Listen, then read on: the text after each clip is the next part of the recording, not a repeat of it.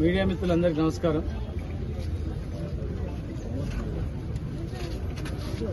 నిన్న మాగనూరు స్కూల్లో జరిగినటువంటి సంఘటన చాలా దురదృష్టకరం, చాలా బాధాకరం. ప్రతిరోజు గురుకులాలలో హాస్టల్స్లలో ఫుడ్ పాయిజనింగ్ అయి చనిపోతున్నారని చెప్పి దాదాపు ఒక 60 మంది చనిపోయింది. ఇప్పటి వరకు 50-60 మంది చనిపోయిందని చెప్పి ఒక లిస్టుతో సహా మొన్ననే పబ్లిష్ అయింది. మరి ఇంత జరుగుతున్నా కూడా కనీస జాగ్రత్తలు పాటించకుండా చిన్న పిల్లల పెట్టే ఫుడ్లో కూడా, ఆహారంలో కూడా మరి దాదాపు 550 మందికి ఫుడ్ పాయిజనింగ్ ఏంటంటే పొరపాటున అంతమంది చనిపోయింటే వాళ్ళ తల్లిదండ్రుల పరిస్థితి ఏంది? ఎవరు బాధ్యులు? అసలు ప్రభుత్వం ఉందా లేదా అర్థమైతే లేదు. ప్రభుత్వం పని ఏం చేస్తుందంటే ప్రశ్నించేవాడిని గొంతు ఎట్లా నొక్కాలి, ప్రశ్నించేటోడిని జైల్లో పెట్టాలి, ప్రశ్నించొద్దు ఎవడు, మేము ఇష్టానుసారంగా చేస్తామంటే మేము ఊరుకోం. మేము ప్రజల గురించే తెలంగాణ తెచ్చుకున్నాం. పేద ప్రజల బతుకుల గురించే కష్టపడి, కన్నా కష్టాలు పడి, రేయింబగలు కష్టపడి ప్రాణాలు పోగొట్టుకొని తెలంగాణ తెచ్చుకున్నాం. మరి మేము తెచ్చుకున్న తెలంగాణలో తెలంగాణ ఇంకా బాగా చేస్తామని మీరు అధికారంలోకి వచ్చి ఇలా ఆ స్కూళ్ళ పైన, హాస్టళ్ల పైన, పిల్లలు తినే ఆహారం పైన శ్రద్ధ వహించకపోవడం బాధాకరం.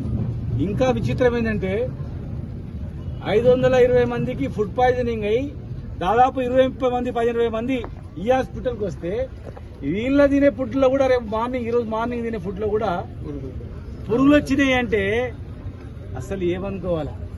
ఇలా మేమంటే ఇగో వీళ్ళు ప్రతిపక్ష నాయకులు ఉట్టేనే దుమ్మెత్తిపోస్తున్నారు అంటారు. మీ ముందరనే అక్కడ నర్సుని అడిగినాం, సిస్టర్ రమ్మని అడిగినాం, ఏం జరిగిందమ్మా అని.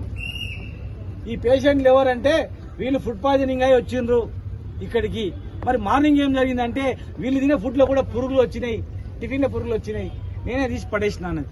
చిన్న పిల్లలు వాళ్ళు, అబద్ధం చెప్పాల్సిన అవసరం లేదు. 10 సంవత్సరాలు 6 సంవత్సరాల పిల్లలు వాళ్ళు.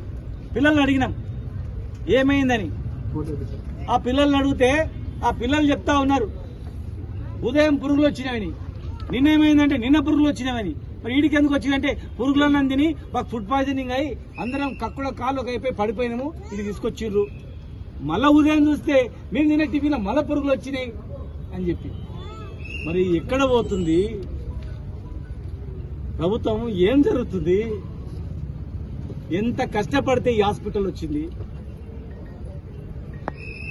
ఇక్కడ గర్భిణీ స్త్రీలు కూర్చోవడానికి చెట్ల కింద కూర్చుంటే అప్పుడప్పుడే వారం రోజుల్లో షెడ్ వేయించినాం, కూర్చోడానికి కుర్చీలు ఇప్పించినాం, వాళ్ళకు భోజన వసతులు ఏర్పాటు చేసినాం. ఆక్సిజన్ సిలిండర్లు ఏమంటే ఆక్సిజన్ ప్లాంటే పెట్టినాం. ఇక్కడనే 2 పెద్ద ప్లాంట్లు పెట్టి డైరెక్ట్ ఆక్సిజన్ ఇచ్చేటట్టు ఏర్పాటు చేసినాం. ఒక్క ఐసీయూ బెడ్ లేకుండే 165 ఐసీయూ బెడ్లు చేసినాం. ఆక్సిజన్ ఒక్క బెడ్ లేకుండే డైరెక్ట్ గా ఆక్సిజన్ ఆడ వరకు వచ్చేటట్లు 550 ఆక్సిజన్ బెడ్లు ఇచ్చాం. ఇంకా పేదలు బతకాలని చెప్పి మొన్నటి వరకు హైదరాబాద్ లో గాంధీ ఉస్మానియా 2 హాస్పిటల్ ఉండేది.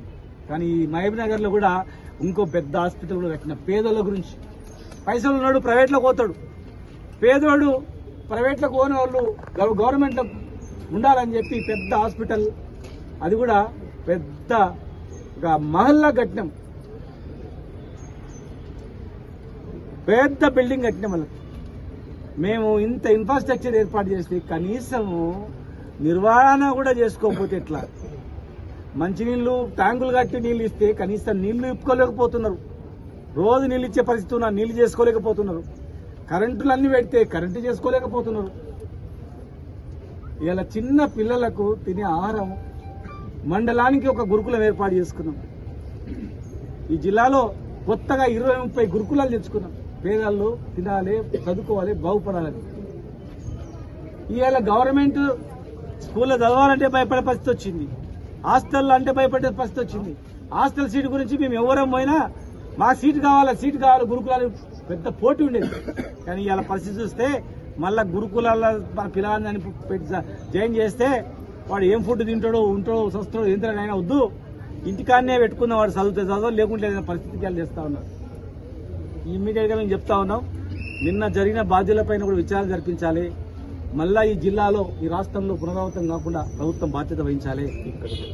ఇక్కడ ఈ హాస్పిటల్లో మీ కళ్ళ ముందరనే ఈ ఫుడ్ పాయిజనింగ్ అయిన వాళ్ళకి మళ్ళీ ఫుడ్ పాయిజనింగ్ అయ్యేటట్టు పురుగుల టిఫిన్ ఇచ్చిర్రు అంటే ఆ పిల్లలు చూసి డాక్టర్లకు చెప్పి నర్సులకు చెప్పి ఆ పడేసిరంటే పొరపాటున తింటే మళ్ళీ ఏమైపోతుంది? ఇంత నిర్లక్ష్యం ఉంటుంది ఎక్కడని చెప్పండి. అక్కడ ఫుడ్ పాయిజనింగ్ అయ్యి ఇక్కడ వస్తే ఇక్కడ ఫుడ్ పాయిజనింగ్ అయ్యేటట్టు మళ్ళీ ఆహారం పెట్టడం కనీసం గంత జాగ్రత్తలు కూడా చూడరా? మేము మాట్లాడితే ఇక వీళ్ళు కావాలని మాట్లాడుతున్నారు. ఇక మీ ప్రాణాలు పోతుంటే కూడా ఊరుకోవాలని చెప్పండి. ఇది ఎక్కడి న్యాయం చెప్పండి? పేద ప్రజలు గమనిస్తున్నారు అంతా. మేము మాట్లాడే దానిలో వాస్తవాన్ని గ్రహించండి. ఎవడు మాట్లాడుతున్నాడు వాడి మీద ఏం చేద్దాము, ఏం ప్లాన్ చేద్దాము, అది కాదు మీకు చేయాల్సింది. మీకు దేవుడు మీకు మంచి అవకాశం ఇచ్చింది. ప్రభుత్వం 10 ఏళ్ల తర్వాత మీకు అధికారం వచ్చింది. కనీసం మీ 5 ఏళ్లలో పబ్లిక్ కిట్టు తిరగకుండా పని చేసుకుంటే మీకు మంచిది. లేకపోతే మీరు ఇదే విధంగా చేస్తే తిరుగుబాటు వస్తుంది. శ్రీలంకలో ఇంకా వేరే దేశంలో ఇసు తిరుగుబాటు, ఆ రకమైన తిరుగుబాటు వచ్చే పరిస్థితి ఉంటుంది. 500 మంది చచ్చిపోతే ఈ జిల్లాలో ఊరుకోరు. పొరపాటున నిన్న 500 మంది చనిపోయింటే జిల్లా మొత్తం అట్టుడికిపోతుండే, రాష్ట్రం మొత్తం అట్టుడికిపోతుండే. ప్రమాదం తప్పిపోయింది. ఇప్పటికి కూడా ఒక పిల్లోడు ఐసీయూలో ఉన్నాడు. చావు బతుల మధ్యలో కొట్టుబిట్టాడుతా ఉన్నాడు. ఐసీయూలో చావు బతుల మధ్య కొట్టాడుతున్నటువంటి ఐసీయూలో కొట్టుబిట్టాడుతున్నటువంటి పేషెంట్ ఉండగా ఇంకా 15 మంది పేషెంట్లు మాట్లాడలేని స్థితిలో ఉండగా హాస్పిటల్లో కూడా పురుగుల టిఫిన్ ఇస్తారా? నేను చెప్పింది వాస్తవం కాదు, మీరు గమనించండి. చెప్పండి, మీరు అడగండి.